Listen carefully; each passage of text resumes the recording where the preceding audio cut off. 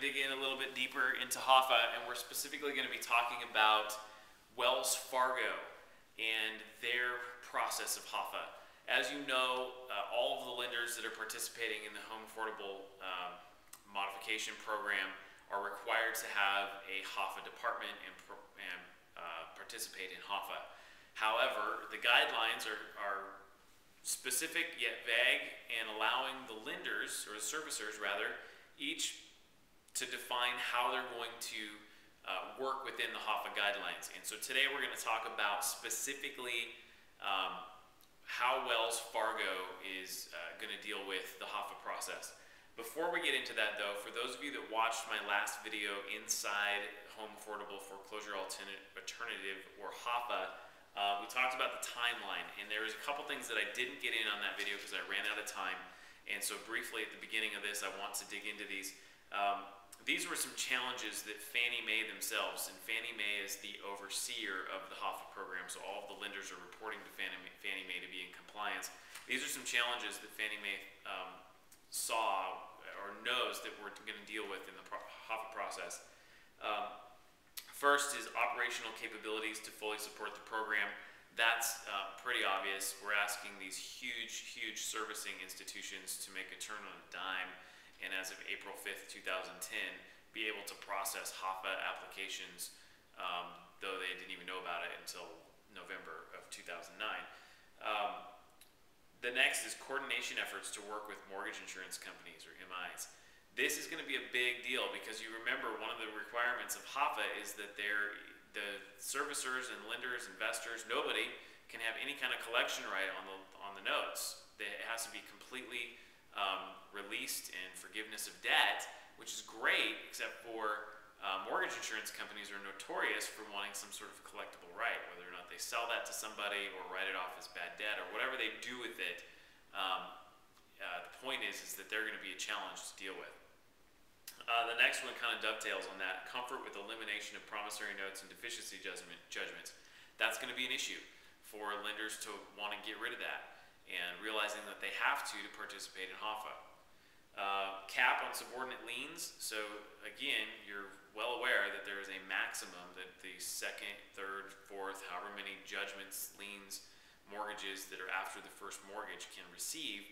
The cap amount is going to be challenging as well. If there's a single mortgage, it's not going to be as big a deal. If there's judgment and additional liens on top of that second mortgage, that money's going to end up getting split and then split again. And pretty soon, we're going to run into issues with junior liens not wanting to accept the money that they're being offered, and therefore not going to be able to go through the HAFA process. So that's going to be an issue. And then from Fannie Mae's perspective, data capture and reporting is going to be an issue as well, but that doesn't really affect you, right? So let's talk about Wells Fargo. Wells Fargo, second largest mortgage servicer in the United States, and they have a bunch of these. So we got on the phone with an upper manager, supervisor at Wells Fargo, and we started to quiz her on the HAFA process.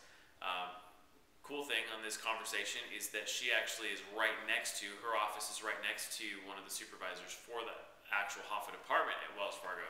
So it was really good because she was able to bring him into her office, and he was able to answer any questions that she didn't know that were general in nature. But let's talk about some specifics. One thing that I've seen on a lot of blogs and even different YouTube videos out there about HAFA is that what if you get into HAFA and it doesn't work and they don't let you go a normal short sale route? Well, at Wells Fargo, and I'm assuming most of the other servicers are going to follow suit with a servicer like Wells, you can go the traditional route if HAFA doesn't work out. So if HAFA, you're declined for HAFA, or for another reason you just want to get out of the HAFA program because it's not working, which is highly possible, and you want to go back to the classic short sale method, they literally call it the classic method at these different servicers, you are able to do that. Here's an interesting side note to make though. You can never do HAFA again if you're declined for HAFA or if you've voluntarily removed yourself. So it's kind of a one-shot deal. If you go into HAFA and it's determined that you don't qualify for HAFA, then you don't get to try it again. It's over. If you go into HAFA and then decide you don't like the process and you remove yourself as a seller and you go through the normal or classic process of the short sale at that lender, you don't get to go back to HAFA. So if it takes just as much time and it's just as frustrating the normal way, but you don't get the $3,000, so you want to go over to HAFA again or something like that, you can't do it. So you need to kind of know what you're doing and why you're doing it from the beginning, and make sure you have good counsel. And that's a really important piece. If you're a seller looking at the HAFA process, make sure you interview your real estate agent, because if they don't know what they're doing, they are going to mess you up. You're not going to get your $3,000. You're not going to get a HAFA approved short sale, and you may not even be able to get a classic short sale approved simply because they don't know what they're doing. And there are definitely ways to mess this up and cause your home to go into foreclosure. So do an interview with them, make sure they know what they're talking about, ask them how much research they've done on HAFA. If all they've done is watched a video that the National Association of Realtors put out, probably don't know enough of what they're doing for you to be comfortable in trusting your home and this whole process with them. You know, find out if they use a third-party negotiation company and how much information that company has about HAFA. Obviously it's new, so we're all learning a lot of stuff, but if people aren't doing the research, then they're really not going to know what they're doing. Let me give you an example of where this could really cause you trouble. If you're going through a short sale right now, for example, and you're close to approval or you've already received an approval, and you find out, hey, I could get $3,000 if we do this through HAFA, and you call up your bank and you say, hey, I want to go through HAFA so I can get my $3,000 incentive for the short sale program. And they're like, okay, we can do that. What they're going to do is they're going to pull you out of that classic short sale process and start you at the beginning of the HAFA process. And I'm not going to go into timelines because I have a whole video that goes into that. And if you haven't watched it, it's inside Home Affordable Foreclosure Alternative. Go find that on my YouTube channel. Check it out. Watch it, because I'm going to go through I go through the process there, but you're going to start at the very beginning of that process and go through. What if you're declined?